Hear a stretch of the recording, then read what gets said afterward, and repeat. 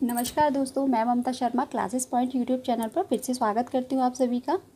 दोस्तों, आज की इस वीडियो में हम पढ़ेंगे जयशंकर प्रसाद द्वारा रचित आत्मकथ्य के बारे में, जो कि कक्षा 10 की हिंदी पाठ्य पुस्तक क्षितिज भाग 2 में रचित है और जयशंकर प्रसाद द्वारा यह रचित किया गया है। तो हमें यह जानना आवश्यक है कि कविता में क्या बताया है।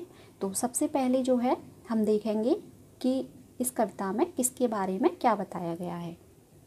तो दोस्तों, वीडियो शुरू करने से पहले आप सभी से रिक्वेस्ट करूंगी, तो दोस्तों वीडियो आपके लिए बहुत हेल्पफुल होने वाली है। तो वीडियो आपको अच्छी लगे, वीडियो आपको पसंद आए तो प्लीज़ दोस्तों वीडियो को लाइक ज़रूर कीजिए। और अगर आप चैनल पर नए हैं, आपने अभी तक चैनल को सब्सक्राइब नहीं किया है, तो प्लीज़ दोस्तों चैनल को सब्सक्राइब कर लीजिए और बेल आइकन प्रेस कर लीजिए। तो सबसे पहले हम पाठ का प्रवेश देखते हैं। पाठ का प्रवेश है, प्रेमचंद के संपादन में हंस पत्रिका का एक आत्मकथा, यानी जो हंस है वो एक हंस नामक पत्रिका है, का एक आत्मकथा विशेषांक निकलना तय हुआ था। प्रसाद जी के मित्रों ने आग्रह किया कि वे भी आत्मकथा लिखें, यानी उनके मित्रों ने कहा था वो भी आत्मकथा लिखें। प्रसाद जी इससे सहमत नहीं थे, वो आत्मकथा लिखने के पक्ष में बिल्कुल भी नहीं थे। इसी असहमति के तर्क से पैदा हुई कविता है, यानी वो सहमत नहीं थे आत्मकथा लिखने के तर्क में। इसी असहमति से के तर्क से पैदा हुई कविता है आत्मकथ्य। क्योंकि आत्मकथ्य और आत्मकथा अलग होती है। आत्मकथा में अपने बारे में यथार्थ लिखा होता है और आत्मकथ्य के बारे में कुछ कुछ लिखा होता है, यानी थोड़ा बहुत लिखा होता है, यानी यथार्थता इतनी नहीं होती। यह कविता पहली बार 1932 में हंस के आत्मकथा विशेषांक में प्रकाशित हुई थी। छायावादी शैली में लिखी गई इस कविता में जयशंकर प्रसाद ने जीवन के यथार्थ एवं अभाव पक्ष की मार्मिक अभिव्यक्ति की है, यानी जीवन में जो उनकी सच्चाई है, जीवन में जो भी अभाव हैं, उनको सरल तरीके से और बिल्कुल सच्चाई पूर्वक उन्होंने स्वीकारा है। छायावादी सूक्ष्मता के अनुरूप ही अपने मनोभावों को अभिव्यक्त करने के लिए जयशंकर प्रसाद ने ललित, सुंदर एवं नवीन शब्द और बिंबों का प्रयोग किया है। इन्हीं शब्दों एवं बिंबों के सहारे उन्होंने बताया है कि उनके जीवन की कथा एक सामान्य व्यक्ति के जीवन की कथा है। इसमें ऐसा कुछ भी नहीं है जिसे महान और रोचक मानकर लोग वाह वाह करेंगे। कुल मिलाकर इस कविता में एक तरफ कवि द्वारा यथार्थ की स्वीकृति है, तो दूसरी तरफ एक महान कवि की विनम्रता है, यानी शुरू से अंत तक कवि की विनम्रता ही झलकती है। आत्मकथ्य, तो जयशंकर प्रसाद जी को आत्मकथ्य लिखने के बारे में जब कहा गया था तो उनका जो मन है वो अतीत की यादों में खो गया था। यानी जब भी उनसे लिखने के लिए कहा गया था तो उनका मन जो है वो पुरानी यादों में खो जाता है। और वो कह रहे हैं कि जो उनका मन है वो एक भौरे की तरह है, जो पुरानी स्मृतियों में, पुरानी यादों में खो जाता है। क्योंकि आत्मकथा लिखने के लिए वो तैयार नहीं थे, सहमत नहीं थे, क्योंकि आत्मकथा लिखने के लिए अपनी मन की दुर्बलताओं और कमियों का उल्लेख करना पड़ता है। और अपनी सरलता के कारण कवि ने कई बार धोखा भी खाया है। इसलिए जो कवि है वो अपने व्यक्तिगत जीवन की जो दुर्बलताएं हैं, व्यक्तिगत जीवन की जो बातें हैं, उनका उपहास करवाना नहीं चाहता, उनका मजाक करवाना नहीं चाहता। क्योंकि उसके जीवन में बहुत सारी ऐसी कष्टदायक घटना हुई हैं और उसे लगता है कि अगर वो इन यादों को याद करेगा तो उसके जो घाव हैं वो फिर से हरे हो जाएंगे। और कवि यहाँ पे जो अपने व्यक्तिगत अनुभव हैं वो किसी के साथ बांटना नहीं चाहता, और यही कारण है कि कवि आत्मकथ्य लिखने के पक्ष में नहीं थे। तो दोस्तों, अब पंक्ति वाइज शुरू करते हैं ताकि आपको आसानी से चीज़ें समझ में आ जाए। क्योंकि इसका जो पाठ के बारे में जो था वो बताया है, इसलिए आपको चीज़ें आसान हो जाएंगी। क्योंकि हम शुरू से अगर व्याख्या करते, मतलब लाइन पढ़ते ही स्टार्ट करते चलें, तो आपको कुछ भी जो चीज़ें इसमें बताई गई हैं वो समझ में नहीं आएंगी। लेकिन हमें पहले से थोड़ी बहुत चीज़ें पता हो, पहले से कोई कहानी के बारे में पता हो, तो हमें उसको पढ़ने में मज़ा आता है। तो इसीलिए मैंने चीज़ें यहाँ पर पहले स्पष्ट कर दी हैं। तो अब हम शुरू करते हैं। मधुप गुनगुनाकर कह जाता कौन कहानी यह अपनी। कवि कह रहा है कि मधुप यानी जो मन रूपी भंवरा है, अपनी यानी खुद की। कवि का कवि कहता है कि मेरा मन रूपी भंवरा बार बार गुनगुना कर कह रहा है कि मेरे जीवन की ऐसी कौन सी कहानी है जिसे मैं कहूँ, जिसे मैं बता सकूँ। अर्थात कवि कह रहा है कि मेरा मन रूपी भंवरा गुनगुना कर कह रहा है कि मेरे जीवन की ऐसी कौन सी कहानी है जिसे मैं बता सकूं। मुरझाकर गिर रही पत्तियां देखो कितनी आज घनी। कवि का जो जीवन है वो दुखों से भरा हुआ है, यानी उसका जो जीवन रूपी वृक्ष है वो कभी सुखों से हरा भरा हुआ करता था, उसमें सुख ही सुख हुआ करते थे। लेकिन परिस्थिति अब अलग है, उल्टी है, यानी जीवन में दुख ही दुख हैं। ऐसा लगता है मानो जीवन रूपी बसंत में मानो पतझड़ ने प्रवेश कर लिया हो। तो अर्थात कवि यहाँ अपने जीवन की तुलना उस पेड़ से कर रहे हैं जिसकी पत्तियाँ सूख कर झड़ गई हैं। तो कह रहे हैं कि मेरे जीवन की जो सुख रूपी पत्तियाँ हैं वो सूख कर झड़ गई हैं, यानी मुरझा गई हैं, झड़ गई हैं। देखो कितनी आज घनी, जो कभी घनी हुआ करती थी। अर्थात इस तरीके से इसका दूसरा अर्थ देखेंगे कि कभी जीवन उनका सुखों से हरा भरा हुआ करता था, लेकिन अब वो एक ऐसे पेड़ की तरह हो गया है जिसकी पत्तियां गिर गई हैं, यानी अब उनके जीवन में दुख ही दुख है। इस गंभीर अनंत नीलिमा में असंख्य जीवन इतिहास यह लोग करते ही रहते हैं अपना व्यंग मलिन उपहास। कवि कह रहा है गंभीर यानी गहरे, अनंत यानी विस्तार, नीलिमा यानी नीले आसमान में, व्यंग यानी हंसी वाला, मलिन यानी मैला, उपहास यानी मजाक। तो कवि कह रहे हैं कि इस गहरे नीले आकाश के तले असंख्य जीवन इतिहास लिखे गए हैं। फिर से देखेंगे कि इस गहरे नीले आकाश के तले असंख्य जीवन इतिहास लिखे गए हैं, लेकिन यह लोग करते ही रहते हैं, यानी यह लोग वो अपना मैला मजाक, मलिन यानी मैला, उपहास यानी मजाक, वो अपना मैला मजाक बनवाते ही रहते हैं, यानी उन लोगों का एक मजाक बनकर रह जाता है, यानी लोग उनका मजाक बनाते हैं। इस तरीके से कह सकते हैं कि इस नीले आकाश के तले असंख्य जीवन इतिहास लिखे गए हैं। फिर जिन लोगों से जीवन इतिहास लिखा गया, यानी जिन लोगों के द्वारा जीवन इतिहास लिखा गया है,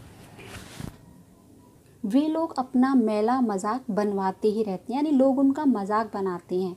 इसलिए कवि आत्मकथा लिखने के पक्ष में नहीं था, इसलिए वो कह रहा है कि मैं अपना इस तरीके से मजाक बनवाना नहीं चाहता, क्योंकि उन्हें लगता है कि मेरा भी मजाक बन जाएगा। अगर हम देखें तो इस तरीके से कहेंगे कि इस गहरे नीले आकाश के तले असंख्य जीवन इतिहास लिखे गए हैं, लेकिन ये लोग अपना मैला मजाक बनवाते ही रहते हैं, जो कि कवि नहीं चाहता कि उसका मजाक बने। तब भी कहते हो कह डालूं दुर्बलता अपनी बीती, तुम सुनकर सुख पाओगे देखोगे यह गागर रीति। रीति यानी खाली, गागर यानी घड़ा, दुर्बलता यानी कमजोरियाँ। कवि कहता है, यहाँ पे कह रहा है कि यह जानते हुए भी कि लोगों ने अपना जीवन इतिहास लिखकर अपना मजाक बनवाया है, और फिर भी तुम यह चाहते हो, यानी फिर भी तुम यह कह रहे हो कि मैं अपनी कमजोरियाँ बता दूँ, यानी कमजोरियों के बारे में बता दूँ, और अपनी बीती जो मेरे जीवन में बीता है वो मैं कह डालूँ। अर्थात कवि यहाँ कहना चाह रहा है कि लोगों ने अपना जीवन इतिहास लिखकर मजाक बनवाया है, और फिर भी तुम ये कहते हो कि मैं भी अपनी कमजोरियों के बारे में बता दूं, अपनी बीती के बारे में बता दूं।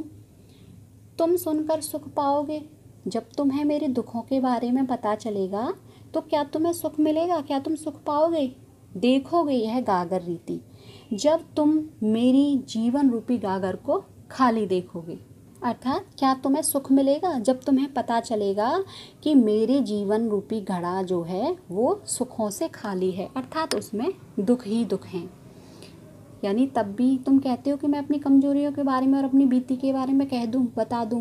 क्या तुम्हें ये सुनकर सुख मिलेगा जब तुम्हें पता चलेगा कि मेरी जो जीवन रूपी गागर है वो सुखों से खाली है, जिसमें दुख ही दुख भरे हुए हैं। अगली पंक्तियां देखेंगे। किंतु कहीं ऐसा ना हो कि तुम ही खाली करने वाले अपने को समझो, मेरा रस ले अपनी भरने वाले।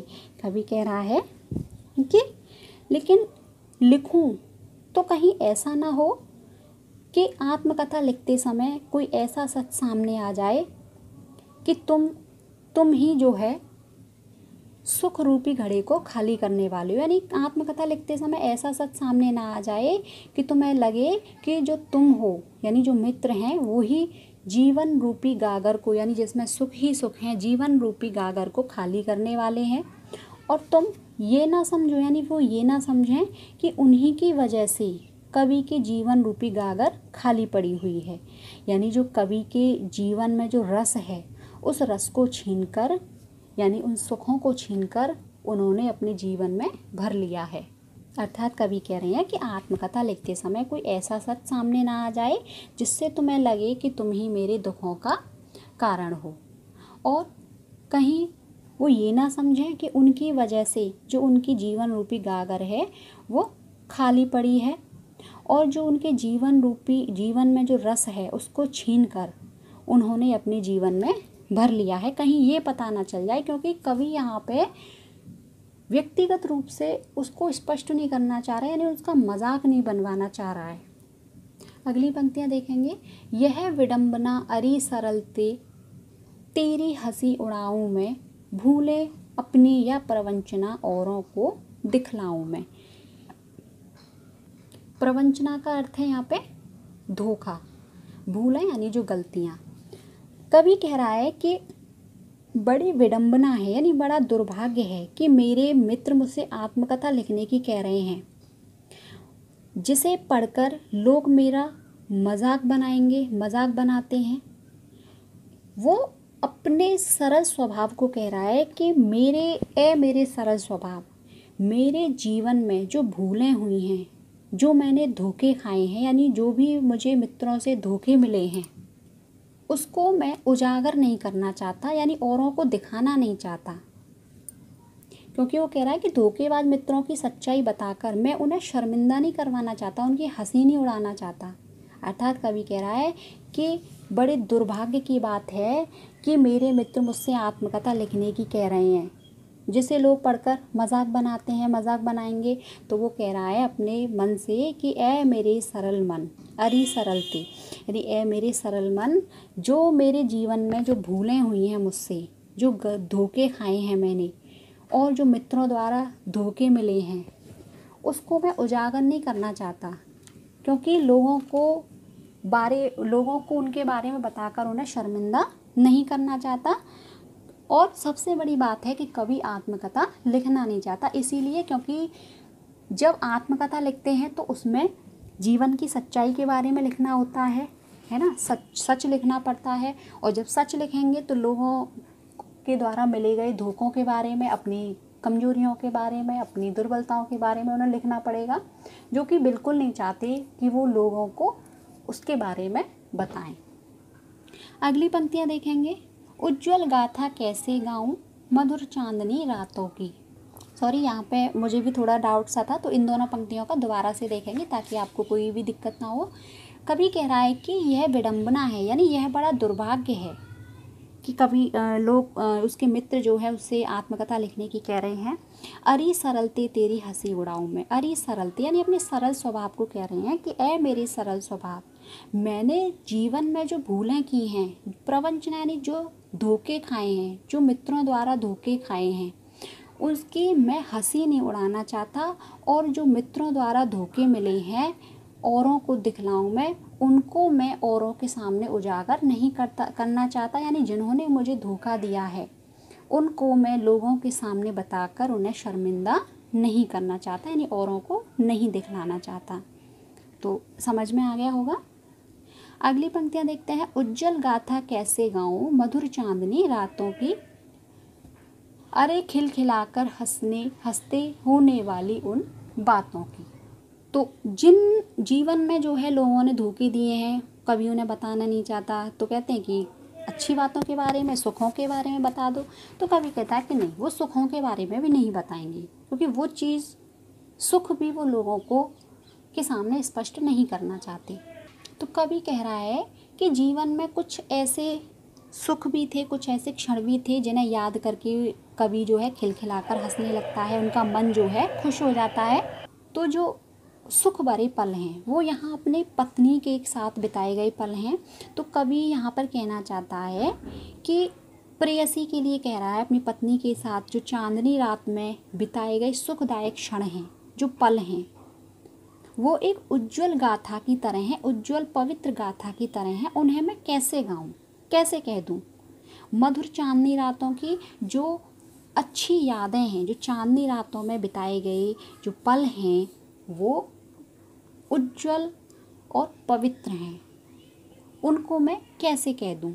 अरे खिलखिलाकर हंसते होने वाली उन रातों की, और जो जीवन में जो हंसी वाली रातें थी अपनी प्रेयसी के साथ, उनको वो किसी के सामने स्पष्ट नहीं करना चाहता, क्योंकि उन्हें लगता है कि वो सबके सामने प्रस्तुत करेंगे तो लोग उनकी हंसी बनाएंगे।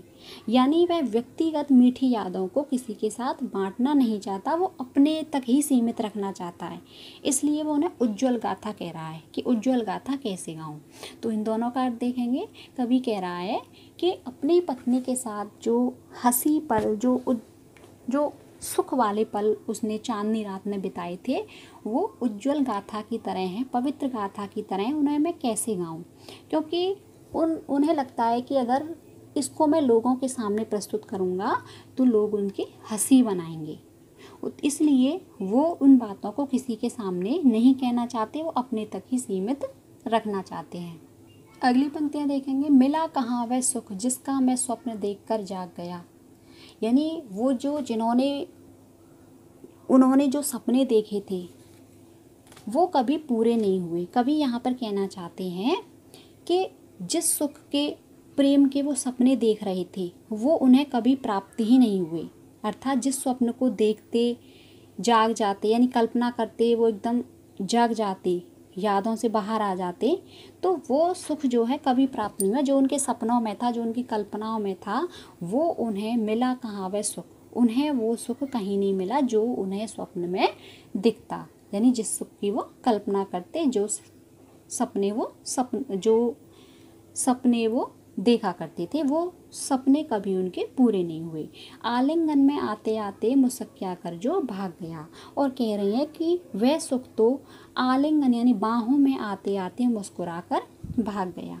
अर्थात यहाँ दोनों लाइन का इस तरीके से समझेंगे कि कवि कह रहा है कि जिस प्रेम की, जिस सुख की कल्पना कवि करते हैं, जिस सुख और प्रेम के बारे में सभी कवि जो है सपने देखते हैं, वो उन्हें कभी प्राप्त नहीं हुआ। अर्थात जिस स्वप्न को वो देखते हैं, सोचते हैं, कल्पना करते हैं, वो सुख तो उन्हें कभी प्राप्त हुआ ही नहीं। और वो कह रही हैं कि आलिंगन में आते आते जो सुख है वो आलिंगन यानी बाहों में आते आते मुस्कुराकर भाग गया। यानी कभी उन्हें प्राप्त ही नहीं हुआ, आते आते उनकी बाहों में आते आते वो भाग गया। अर्थात उन्हें वो सुख कभी प्राप्त ही नहीं हुआ। अगली पंक्तियाँ देखेंगे। जिसके अरुण कपोलों की मतवाली सुंदर छाया में अनुरागिनी उषा लेती थी निज सुहाग मधु माया में। अरुण का अर्थ है लाल, कपोल यानी गाल, मतवाली यानी मस्त भरी यानी मस्ती वाली, अनुरागिनी यानी प्रेममयी, प्रेम भरी, उषा यानी सुबह, निज यानी अपनी, मधुमाया यानी मधुर, और सुहाग यानी सुगंध। तो प्रातः काल जो सूर्य उगता है, तो सूर्य आपने देखा होगा जब प्रातः काल सूर्य उगता है तो उसकी लालिमा होती है, यानी चारों जो आसमान है उसमें लालिमा फैल जाती है पूरे में। तो कवि यहाँ अपनी प्रेयसी के सौंदर्य का वर्णन करते हैं। प्रातः काल जो सूर्य उगता है तो उसकी जो लालिमा है, उस लालिमा के समान, उस सुंदरता के समान कवि ने प्रेयसी के सौंदर्य को भी बताया है। यानी उगते हुए सूरज की जो सुंदरता है, उसी सुंदरता के समान उसकी प्रेयसी की भी सुंदरता है। तो कवि कह रहा है कि जो प्रातः काल सूर्य उगता है, अब यहाँ समझेंगे कि प्रातः काल जो सूर्य उगता है उसकी लालिमा है, वो ऐसा लगता है कि उसकी लालिमा ही उस प्रेयसी के गालों से ली गई है। अर्थात यहाँ कवि बता रहे हैं कि प्रेयसी का रूप अत्यंत आकर्षक था और कवि कह रहा है कि उगते हुए सूरज में जो लाली छाई हुई है, ऐसा लगता है कि वो लाली जो है प्रेयसी के गालों से ली गई है। उगते हुए सूरज से जो आसमान में जो लालिमा छा जाती है, वो जो लालिमा है वो प्रेयसी के गालों से ली गई है। अब इन दोनों लाइनों का देखेंगे, इन दोनों लाइनों का अर्थ समझेंगे। अर्थात कवि यहाँ पर बता रहा है कि उनकी जो प्रेयसी का जो रूप सौंदर्य है वो इतना आकर्षक था कि खुद ऐसा लगता था कि सूरज जो उग रहा है उसकी जो लालिमा है वो स्वयं उस प्रेयसी के गालों से ली गई है। और भोर के समय उसके गाल ऐसे प्रतीत हो रहे हैं मानो उसके लाल गालों की मदमस्त सुंदर छाया में प्रेम भरी भोर भी अपनी सुगंध की मधुरिमा प्राप्त करती है। अर्थात कवि ऐसा कह रहा है कि जो प्रेयसी का रूप है वो इतना आकर्षक है कि सूरज की जो लालिमा है वो ऐसा लग रहा है कि उसके गालों से ली गई है। और भोर के समय, किसके? प्रेयसी के। भोर के यानी उषा काल के समय उसके गाल ऐसे प्रतीत हो रहे हैं जैसे मानो उसी के गालों से जो मदमस्त सुंदर छाया में प्रेम भरी भोर अपनी सुगंध की मधुरिमा प्राप्त कर रही हो। अगली पंक्तियां देखेंगे। उसकी स्मृति पाथेय बनी है थके पथिक की पंथा की, जी सीवन को उधेड़ कर देखोगे क्यों मेरी कंथा की। उसकी स्मृति, किसकी? प्रेयसी की। स्मृति यानी यादें, पाथेय यानी सहारा, थके पथिक, थका पथिक कौन है यहाँ? कवि। पंथा यानी रास्ता। तो कवि कह रहा है कि जो प्रेयसी की स्मृतियाँ हैं उसकी स्मृति पाथेय बनी, जो प्रेयसी की स्मृतियाँ हैं वो कवि का सहारा बनी हुई हैं। थके पथिक की पंथा की, जैसे थका हुआ पथिक होता है उसके रास्ते में कोई भी सहारा मिल जाए, तो ऐसे ही उसके जीवन की प्रेरणा बनी हुई है। अर्थात कवि यहाँ कह रहा है कि जो प्रेयसी की स्मृतियाँ हैं वो उसकी सहायक बनी हुई हैं, यानी उसके जीवन रूपी रास्ते का सहारा बनी हुई हैं। कवि जो है दुख भरे जीवन में अपनी प्रेयसी की जो यादें हैं उसको सहारा मानता है कि वो जीवन रूपी रास्ते की सहारा बन गई है। क्या बन गई है? प्रेयसी की स्मृतियाँ। और उन स्मृतियों को कवि ने जो है संजो कर रखा है, संभाल कर रखा है। वो किसी से उन्हें बांटना नहीं चाहती, क्योंकि जो स्मृतियाँ हैं वो उन्हें बहुत प्यारी हैं, उन्हें वो संजो कर रखते हैं, किसी के साथ बांटते नहीं हैं। और जो स्मृतियाँ हैं वो कवि के जीवन की प्रेरणा बनी हुई हैं, इसलिए वो कवि किसी से बांटना नहीं चाहते। सीवन को उधेड़ कर देखोगे क्यों मेरी कंथा की। कंथा का अर्थ है यहाँ पे गूदड़ी, जो फटे पुराने कपड़ों से जो बनती है गूदड़ी। तो कवि कहता है सीवन यानी सिलाई। तो कवि यहाँ पे कहता है कि क्या उसके अंतर रूपी मन की जो गूदड़ी है उसकी सिलाई को उधेड़कर आप उसमें छुपे रहस्यों को देखना चाहोगे। अर्थात जो फटे पुराने कपड़ों की जो गूदड़ी होती है तो वो बेकार होती है, उसको कोई खोलना नहीं चाहता। तो ऐसे कवि कहता है कि जो मेरे अंतर रूपी मन की जो गूदड़ी है आप उसकी सीवन को उधेड़कर, यानी आप उसकी सिलाई को उधेड़कर क्या आप देखना चाहोगे मेरी कंथा की, यानी मेरी गूदड़ी की, यानी मेरी अंतर मन की जो गूदड़ी हैं, जो कष्ट हैं, जो दुख हैं। तो इस तरीके से देखेंगे इस लाइन का अर्थ कि कवि यहाँ पर कह रहा है कि उसके अंतर मन रूपी गूदड़ी की सिलाई को उधेड़कर आप उसमें छिपे रहस्य को देखना चाहेंगे। अगली पंक्तियाँ हैं। छोटे से जीवन की कैसे बड़ी कथाएं आज कहूँ। कवि कह रहा है कि जो मेरा जीवन है वो बहुत छोटा सा है, उस जीवन की कहानी के बारे में जानकर आप क्या करोगे? कुछ नहीं है उसमें बताने के लिए। अर्थात कवि कह रहा है कि छोटे से जीवन की, यानी जो कवि का जीवन है वो बहुत छोटा सा है, और उसकी कथाएं जानकर, यानी उसके बारे में जानकर आप क्या करोगे। अर्थात इस तरीके से समझेंगे कि कवि का जीवन छोटा सा है, उसमें ऐसा कुछ भी नहीं है लोगों को बताने के लिए कि जो बताया जाए। तो कवि कह रहा है कि उस जीवन के बारे में जानकर आप क्या कहोगे। ऐसा कुछ भी नहीं है जो आज मैं कहूँ, मेरे जीवन में ऐसा कुछ नहीं है, मैंने ऐसा कुछ उपलब्धि प्राप्त नहीं की है जिसके बारे में मैं आपसे कहूँ। क्या यह अच्छा नहीं है कि औरों की सुनता मैं मौन रहूँ? कवि कह रहा है कि क्या ये अच्छा नहीं है कि मैं लोगों की आप बीती सुनूं, उनकी आत्मकथा सुनूं, औरों के बारे में सुनूं, उनका चिंतन मनन करूं, है, और मैं स्वयं चुप रहूं यानी मौन रहूं। अर्थात कवि कह रहा है क्या ये अच्छा नहीं है कि मैं औरों के बारे में सुनूं, औरों की आत्मकथा सुनूं, उनका चिंतन मनन करूं और मैं चुप रहूं, यानी वो अपनी जो आत्मकथा है वो किसी को बताना नहीं चाहता। अगली पंक्ति है, सुनकर क्या तुम भला करोगे मेरी बोली आत्मकथा। कवि कह रहा है कि तुम मेरी आत्मकथा को सुनकर भला क्या करोगे, क्योंकि मेरी जो आत्मकथा है उसमें ऐसा कुछ भी नहीं है जो लोगों को प्रेरणा दे, जिससे कुछ लाभ हो। अर्थात इस तरीके से कहेंगे कि कवि कह रहा है कि मेरी आत्मकथा सुनकर भला तुम क्या करोगे, क्योंकि मेरी आत्मकथा में ऐसा कुछ नहीं है जिससे तुम्हें कोई प्रेरणा मिले, कोई लाभ हो, ऐसा कुछ नहीं है। क्योंकि मेरी जो आत्मकथा है वो एक साधारण व्यक्ति की तरह ही है। ऐसा कुछ नहीं है कि इसमें कुछ छुपा हुआ हो, इसमें कुछ रहस्य हो या इसमें कुछ उपलब्धि हो, कोई प्रेरणा मिले। अगली और लास्ट पंक्ति है, अभी समय ही नहीं थकी सोई है मेरी मौन व्यथा। कवि कह रहा है कि मैंने कोई ऐसी उपलब्धि प्राप्त नहीं की है जिसके बारे में आपको बताया जाए। अर्थात मेरी जो व्यथा है, जो मेरे कष्ट हैं, जो मेरे दुख हैं, वो अभी सोए हुए हैं। मैं उनको छेड़ना नहीं चाहता, उनको जगाना नहीं चाहता आत्मकथा लिखकर, क्योंकि यह अभी उचित समय नहीं है। अर्थात कवि कह रहा है कि मैंने जीवन में कोई उपलब्धि प्राप्त नहीं की है जिसके बारे में मैं तुम्हें बताऊं। उनके जो दुख हैं वो सोए हुए हैं, यानी उन्हें वो जगाना नहीं चाहता आत्मकथा लिखकर, क्योंकि जो कह रहा है कवि कि मेरी जो मौन व्यथा है उसे मैं किसी से कहना नहीं चाहता, किसी के सामने उजागर नहीं करना चाहता, किसी से बांटना नहीं चाहता, क्योंकि कवि का जो जीवन है वो दुख और अभावों से भरा हुआ है।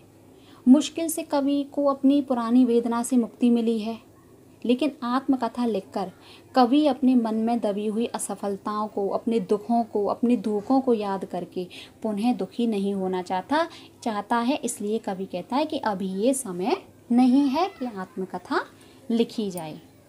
तो दोस्तों, उम्मीद करती हूँ व्याख्या पूरी कराई है मैंने, लाइन वाइज समझाई है, आपको अच्छी लगी होगी, आपको पसंद आई होगी। तो प्लीज़ दोस्तों, फिर से कहना चाहूँगी कि ये व्याख्या अच्छी लगी हुई हो तो प्लीज़ प्लीज़ प्लीज़ दोस्तों वीडियो को लाइक ज़रूर कीजिए। और अगर आप चैनल पर नए हैं, आपने अभी तक चैनल को सब्सक्राइब नहीं किया है, तो प्लीज़ दोस्तों चैनल को सब्सक्राइब कर लीजिए और बेल आइकन प्रेस कर लीजिए। मिलते हैं हम अपनी अगली वीडियो में, जिसमें हम इसी आत्मकथा के प्रश्न उत्तर कराएंगे। तो अपना ध्यान रखिए, सुरक्षित रहिए, टेक केयर, बाय।